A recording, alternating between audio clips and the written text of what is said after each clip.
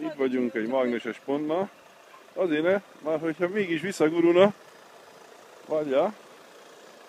Ha mégis visszagurulna, várjál, ne, csak egy ujjal, Marika. Várjál, itt várjál egy pillanat. Így lehet fordítani? Lehet. Akkor csak egy ujjal kezd el nyomni az autót. Micsoda erő a Marikából.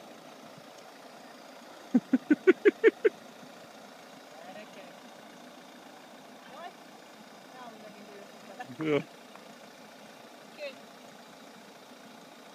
Egy ujjal. Még megyek? Hát túlhatod. Hogy elfáradtál, Marika?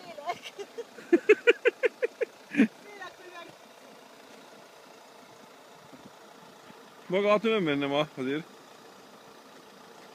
Azért nem, várjál, vissza gurul. Nem, miért? Figyeld. Vissza nem. Ja, odáig megy el, ott elő, ott is.